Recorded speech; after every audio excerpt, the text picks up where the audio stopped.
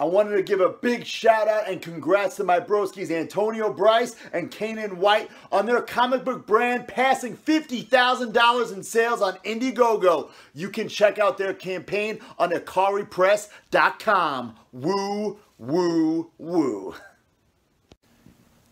Hello to everyone watching. My name is Antonio Bryce. I'm a comic book creator. I'm a writer. I have a comic book series called Brand. It is on Indiegogo right now. We've raised over $63,000. And the link, if you guys are interested, it is in the description, or you can just type in ikaripress.com. It'll take you right there. Now, this video is one that I've been getting a lot of requests for over the last few weeks. Little history about myself. As I mentioned, I am a comic book writer. I'm crowdfunding Brand. And so one of the things that I attempted last year, I'm actually on my third campaign. I tried to crowdfund Brand the first time, and 60-day campaign, we only raised 95 bucks. It did not work out very well. And then I moved over to Kickstarter and tried to fund it there. And I was kind of struggling there as well. And we got up this time about $500. And one of the backers actually started trying to share the campaign and trying to, get some eyes on it, and got the attention of Mike S. Miller, pretty big comic pro that, been on the New York Times bestseller list with the Injustice series. Anybody's played the Injustice video games or read the comic books. Mike S. Miller, invited me on his channel. Things started happening at that point. But there's another comic pro by the name of Ethan Van Sciver. And I had been trying to get Ethan's attention for a while. He helps sometimes if he sees a project on his big YouTube where he's got over 113,000, actually, I think it's 116,000 subscribers at this current moment. And he helps some of these smaller comic book creators if he thinks the project is worth it. I was trying to get his attention and it was failing. I was failing miserably. And along that time, I was trying to get my YouTube channel started. So at that point, I was running out of ideas. I didn't know what to do as far as creating content. I didn't know what I should do. And just on a whim, I was making gumbo anyway. So I was like, okay, hell with it. Let me just make some gumbo and maybe they'll dig that. And I just made the gumbo, and I did the gumbo recipe in 3 parts. And I think it was part 3, when I finished the actual gumbo, I called it Cooking Gumbo and Watching Ethan Van Sciver. And Ethan admitted that he Googles his name and everything, and somehow he saw my video.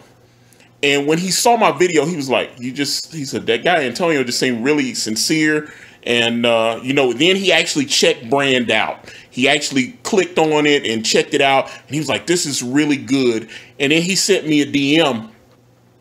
And he changed my life. $63,000 later, we're successful now. So I'm very happy with the results. But all that happened off a stupid gumbo video. Now, a few weeks ago, I had a little accident on my YouTube channel, and I lost over 300 of my videos on my channel. So a lot of people were like, Antonio, you need to make another gumbo video. So this is my attempt at that. It will be a little different from it's not going to be 3 parts, and you're going to get a lot more in depth, as opposed, I was just doing like little 10-minute segments. This is going to be a little bit more in depth about how I make gumbo. So let's get into it. All right, so we're in my kitchen, and these are a lot of the things that I like to use. This is my actual gumbo pot. This is the crock pot that you will be seeing. It gets a lot of love. I actually bought all this shit on Amazon, actually.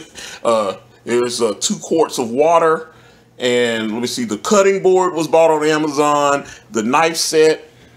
There is my really big gumbo pot for like when I've had parties and I've had a bunch of people come over and I made like a big pot of gumbo. I call her Eliza.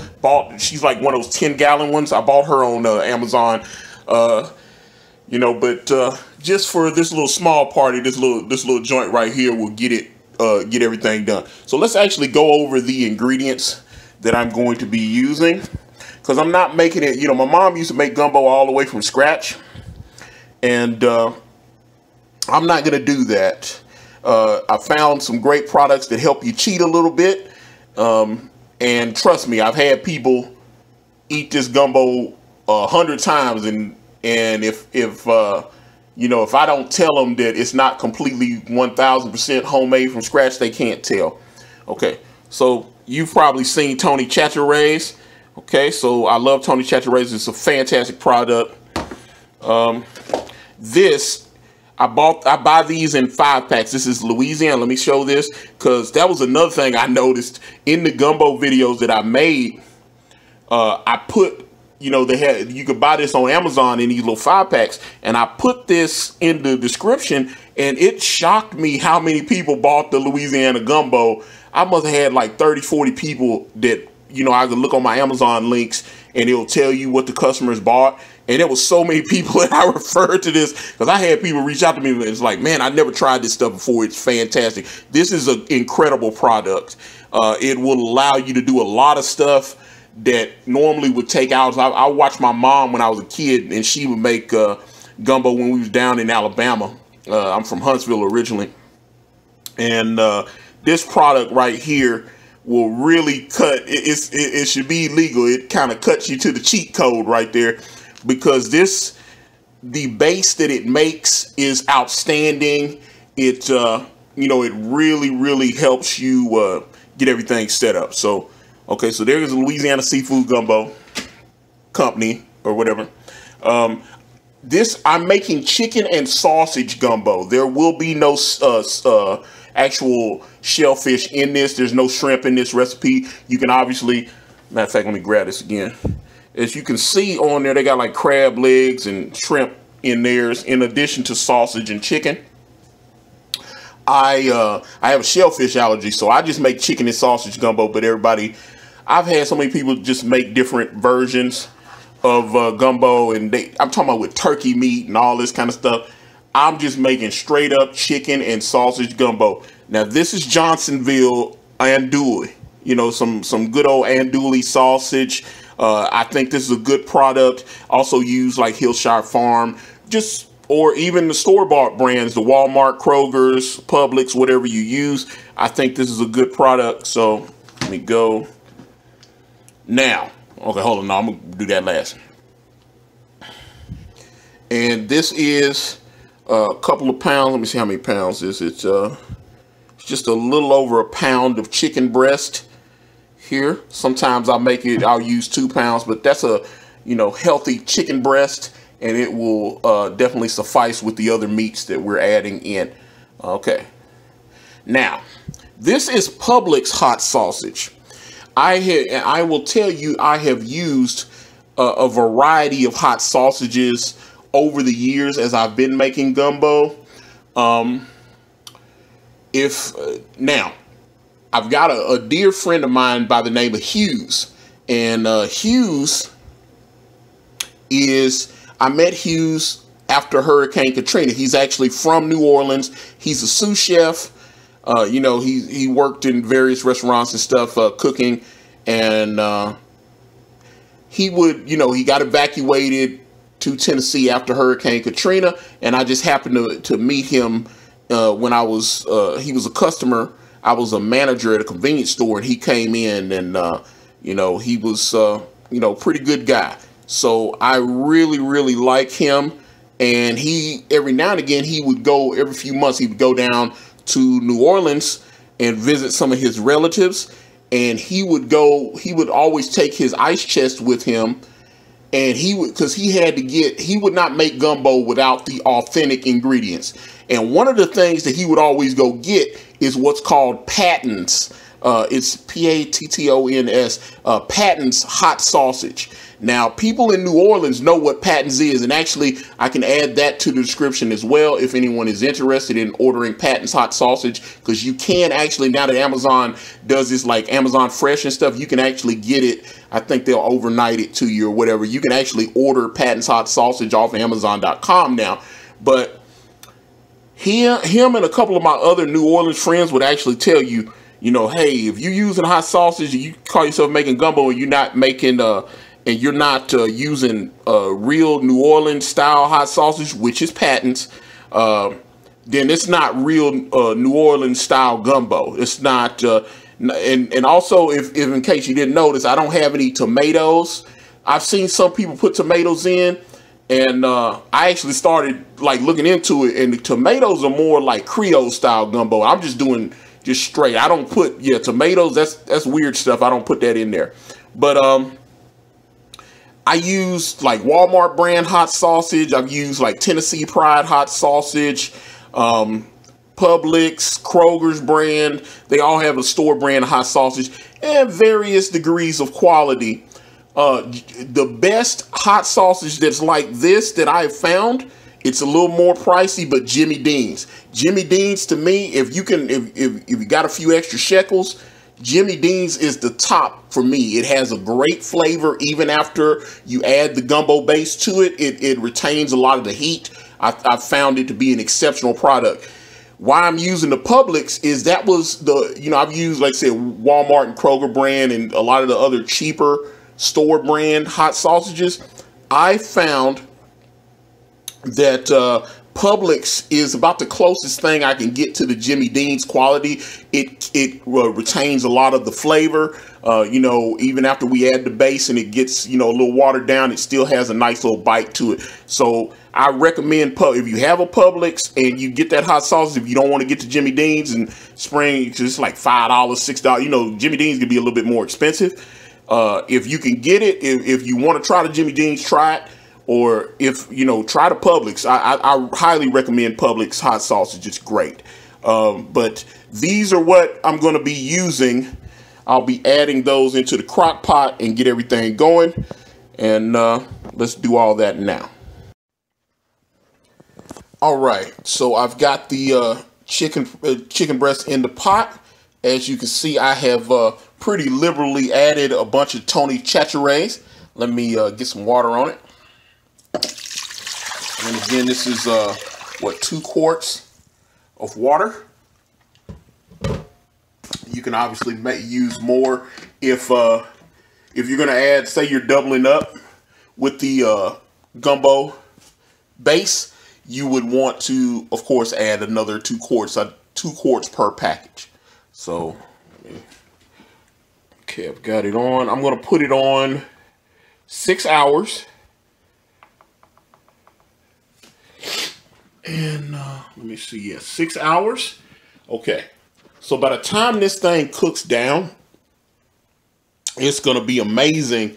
And I see people, I was watching one cooking video and the person like cubed all their chicken, they took the little chicken meat and they like cut it into these perfect little, squares, and everything was lovely and, anal. So I don't cook like that. My mom was more rustic. So, when she cooked, that's just the way, she was more about, even a knife, she'll use a knife, a spoon, just a regular tablespoon. And that's the way I cook. That's the way I get down when I'm in the kitchen. So I like to just kind of be more, again, rustic. So once you cook this chicken down for this 6 hours, it'll be so well, the crock pot will have it so well broken down that you can pretty much just shred it with a fork. So it won't really need much. So we'll come back, through the magic of YouTube.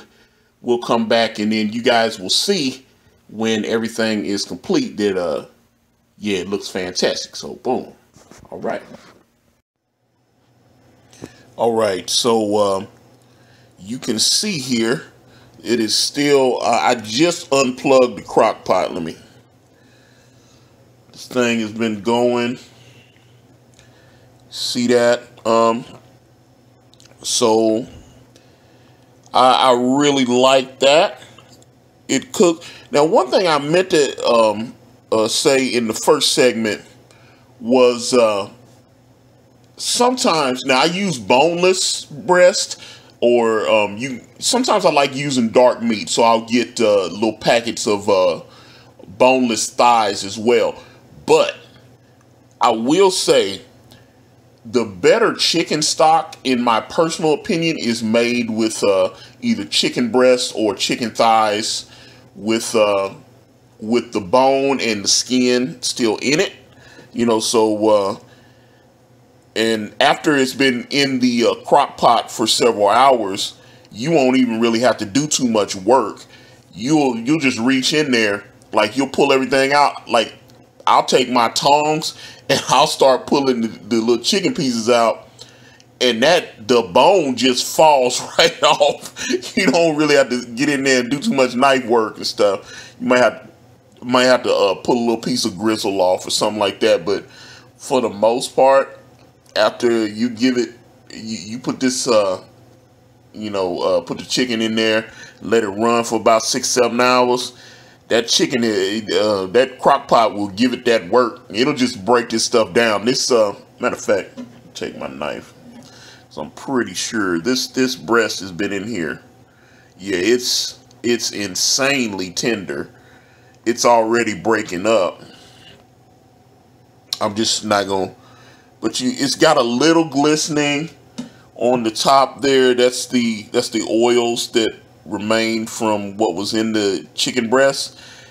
Again, a lot of that oil stays in the skin. So you'll see, because I gotta let this pot cool down so I can, and I'll just drop, I'll put my little strainer in there, pour it in there, take the chicken. I won't really have to even chop the chicken up, because I'll probably just throw it in the pot whole, because it's so broke down now. All I got to do is just mash on it a little bit once I start. But I'll put my hot sausage in the pan. I like to get my pan kind of hot and let it get pretty heated, and then I'll put the sausage in there and let it get a nice sear on the hot sausage, and then I'll put the andouille in there as well. While that will be going on, I will have my chicken broth. It'll be strained, because it gets. Let me get back in there. You see, it's kind of got this little funk.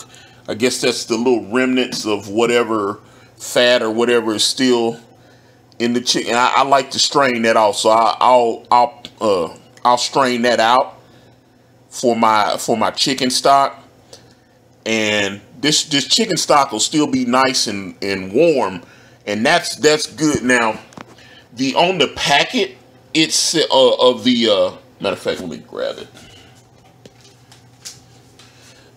Again, this is in the description. This is the Louisiana fish fry. This is, I'm telling you, I swear by this stuff. But it says you can kind of mix the product with cold water even. I don't recommend that. I find when I'm frying the sausage, you'll see, because I'll come back and you'll see that I'll have the chicken stock and the gumbo base into my measuring cup thing. I'll have it in there, and it being warm helps it mix up a little bit. Actually,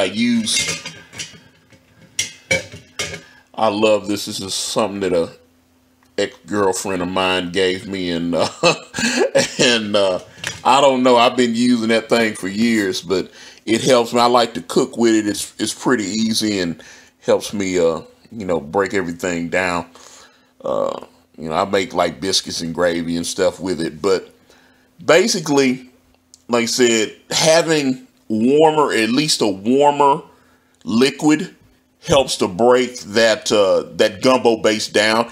I found that if you just go straight in, and if you let the chicken stock get too cold or too cool, the stock tends to clump up a little bit, and I just want it, I just want it to be where it'll be nice and mixed, because I'll get it in there, let it settle, let the liquid soak into the powder, and then I'll stir it up, and then basically all I gotta do is once I'll have my hot sausage going, I'll have chopped up andouille and have that in the pan, and then I'll just add the warm chicken stock and the shredded chicken.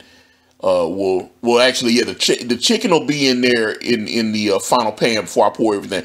Now, because if you've ever made chicken, if you've ever made the what they call it, the roux from straight up scratch, you'll know that a lot of roux uses like flour and some type of oil. They have to have a fat base. Now, because I'm using this boneless chicken, there wasn't even very much skin on it or any of that kind of stuff. So there's not a lot of fat. I do not drain with the hot chicken. I do not drain my the oil, because that has a lot of the flavor and the heat that kind of compensates. So you'll see me, I'll put the whole thing of hot sausage in the pan. I'll fry it up, and I won't drain it. Now, some people say, go ahead and drain it, but I do not drain it, because I kind of feel like you need a little bit of fat, and so that will prevent me from having to put anything like any kind of margarine or butter or any of that kind of stuff in there to kind of compensate for the lack. I'll just be using the natural pork fat that was in the hot sausage, and so that'll get it going the way I want it. But let me, like I said, I'll let this cool down, and I'll set up for the next segment. All right, so I've let everything cool down a little bit, and now, let's see, as you can see, those are the chicken breasts. And here's my little strainer. I bought this is a collapsible strainer. I bought this on, like I said, I bought pretty much everything that I'm using. This little, where I keep my my little utensils and all that. All this big old bad boy right here, all this stuff was purchased on Amazon.com. But of course, just click the link that will be in the description. And then keep using this, the Louisiana. So this is still warm. The chicken base, the chicken stock is warm. And so this is the right time. Again, you can do cold water, but when I did cold water, I didn't quite get it took longer for me to get the mix down.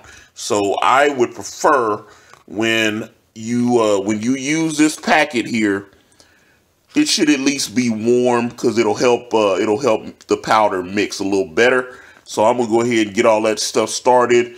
Also, here's the pot. So we're getting ready to start. I'm gonna start searing the sausage and put the andouille in, and then also get ready to put on a nice steaming pot of rice. And once I get all that, it'll be time to get my eat on, which I'm looking forward to. So let me speed ahead, and we'll get that going. All right, so I've got the sausage on, and I've also taken the chicken stock and mixed in the gumbo base in there. One big thing I would say, that's why I say it should at least be a little warm. If you notice as I'm coming up, because this stuff will clump, you'll notice it'll clump at the bottom. But if you do it right, you notice my my little thing is coming up and it's pretty clear. It's not a bunch of gunk on the bottom, so it's nice. But hold on, let me actually use that and break this sausage down a little bit, because we're putting the sear on it. And like I said, I really like how this sausage holds its flavor after you put the liquid on there. So it's going to still have a little bite to it, and that's what I like. still in the little oils, because I'm not straining anything. So what you see here in the pot, all the fat. Now obviously you guys watching at home, if you want to cook your sausage and drain it and do all that, but again, since I'm not making a traditional roux, and I'm not, you know, gonna have much fat, because even the chicken breasts were already deboned and deskinned, so there's not a lot to work with there. So just for the sake of having a little fat, I am not straining the oils from the sausage as it but actually this is, you'll see when it gets done that this is not actually the worst. Let me switch hands. So I also wanted to, so I got the andouille, I got that, and then there's the chicken. Boom. So andouille is ready to go. Just need to get the sausage to a place where, because pretty much after this, the gumbo itself will be done, and I'll just have to have the rice done, because once you actually pour everything in, I like to let it simmer for about another 30-40 minutes or so, just so that the flavors can start kind of cooking together. Yeah.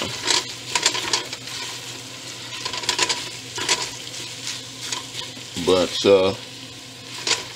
okay, it's starting to get a nice little brown to it, because but yeah, as you can see, I'm just going along, breaking it up a little as I go. And when we add the liquid and it actually starts boiling, that'll be important. Now, some of these traditional New Orleans type folks, they actually take this, and that's another reason why they like the Pattons, because it comes, you can either get it in a tube, or they sell Pattons in these tubs. And what I know my man Hughes, he actually would take the stuff out the tub and make little balls, and then he would sear those balls, and then that's what he would put in the gumbo. And it's nice, but I don't know, I'm lazy. So, and you get the same, instead of getting like a little hot sausage meatball, you're gonna get like little chunks of sausage as you just go through the thing there. So, and I try to, just try to keep it. In fact, let me turn this up just a little bit more. I want to get this brown. Once you get it brown to a certain level, that's when I would say the andouille, because the andouille is pretty much, heat and serve. So it doesn't have to have. Now there are some places I've seen that serve this like raw type sausage, and you really have to. But a lot of that stuff you buy at the supermarket, it'll just say just heat it up, or whatever. It's like a hot dog. You can just eat it. Get in here. But all right. But as that is going along, let me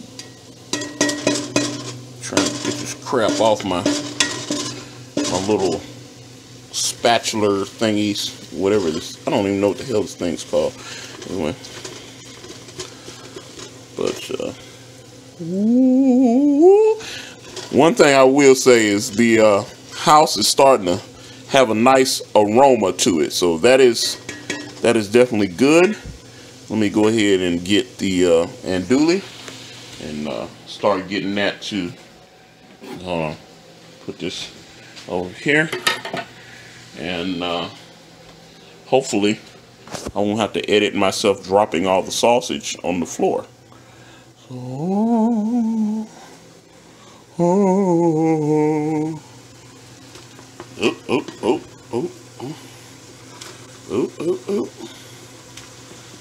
right, well, hold on. So I only got one hand, so hold on. I'm gonna have to do the magic of YouTube again. All right, so I've got the andouille in. It's browning quite nicely. Everything's good. And as you can see, I've also added the chicken breast. Switch hands here. And so now pretty much all I got to do is get the chicken stock with the gumbo base in there. As you can see, look at the crock pot really did a lot of the work for me. I haven't had to take a knife to this. I just dumped this in the pot, and you see how nicely it's flaking. It's not dried out. You know, it had retained a nice little flavor.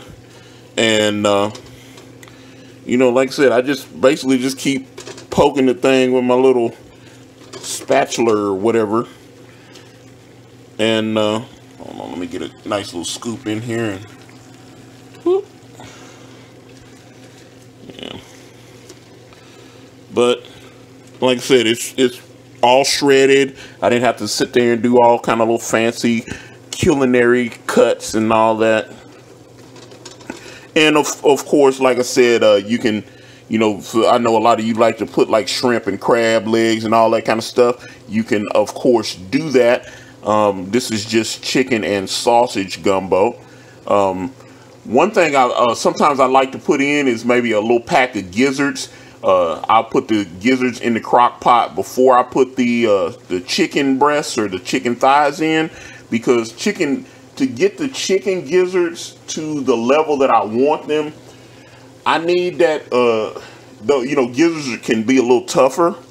So I might go 7 hours, maybe 7.5 hours in the crock pot with the gizzards. And you can tell when they get to that certain point, they almost just melt in your mouth. The gizzards and they have that nice flavor, and they really add something different to the chicken stock as well, I feel.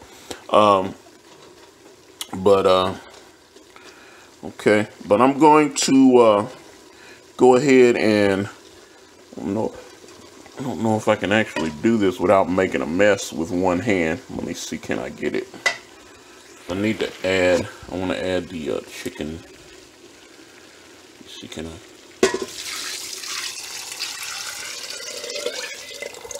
Okay, so you see, got a little bit of residue there at the bottom. I'll of course scoop that in as we go, but that is me getting that in there.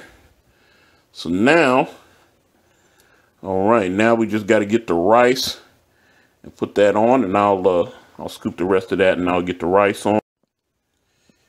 All right, so everything is done. Let's have a look. Yeah, check that. Here's my gumbo label. Guess where I bought it? And it's my little bowl and my spoon. I bought literally everything on the counter. It was like the little, I like these little bowls, these little kind of flatter dishes. They seem to work well with the gumbo. So I wanted I only had like a couple that my buddy Aaron gave me that were from some little, he was moving and he had a couple of these little sausages. One of them broke and I was like, I got to get some replacements for these. So I went on Amazon and they had a little 6-pack. So bought that, and I bought a bunch of stuff. I went crazy on there. But look, as you can see how the chicken has, look at that heat coming off of that. That just looks fantastic. And, but you see how I really haven't had to do too much. And as you saw earlier, I wasn't having to chop it up. So it's so loose. It just kind of deals with itself. You know, I love that stringy chicken. I love that kind of texture. Oh, look at that. Look how gorgeous that is. Let it rest a little bit. Then we're gonna, you know, actually see me take a little bite of this, which is gonna be fantastic. I'm very much looking forward to that. Ooh, look at that beautiful, beautiful, fluffy white rice. Now some people Normally when I cook rice, I'll put a little quick dash of salt in there. Generally when I do gumbo, I don't put anything in the rice. I just leave it plain because there's so much spices and stuff already in the actual gumbo.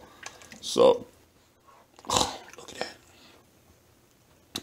But yeah, man, I'm finna plate me up some of this and have a little quick taste test.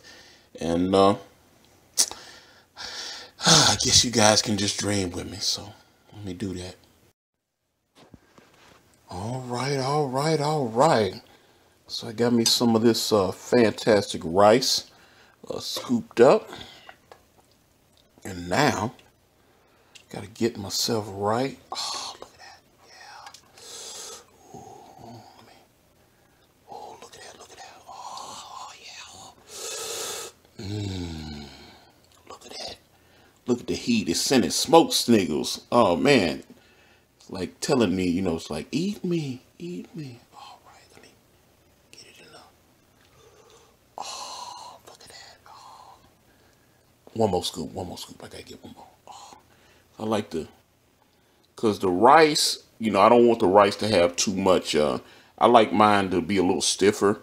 I don't want the rice, you don't want the rice to be too liquidy because you have liquid here, obviously. Now you can cook when you actually have your final product in your pot, if you want to condense it, you can cook it down a little bit. You can also add maybe just a hair less water when you actually mix the base, and it should be okay. I've done that as well. So let me, oh, yeah. Whew. Man, this is gonna be good. Everybody's gonna tear this up with me. All right. Here's the taste test. Let me see. I guess we consider this the Pepsi challenge to see what's going on with it. So, let me see. Well, hold on. I guess I should do this on camera. Hold on. Let me get it. I want to make sure I get this on film. Hold on 1 second. Okay. Let's get it in. I am really excited to smell so good. Okay, here we go.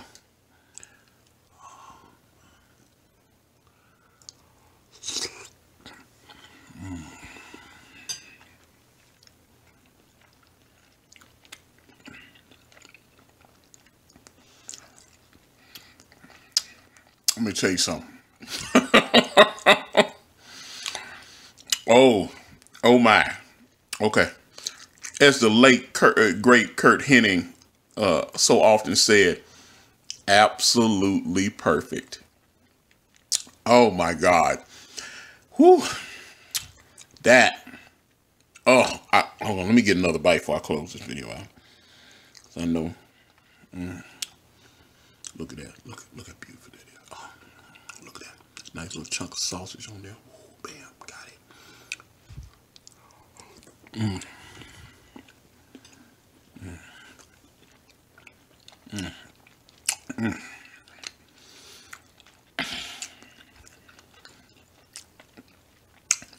Well, guys,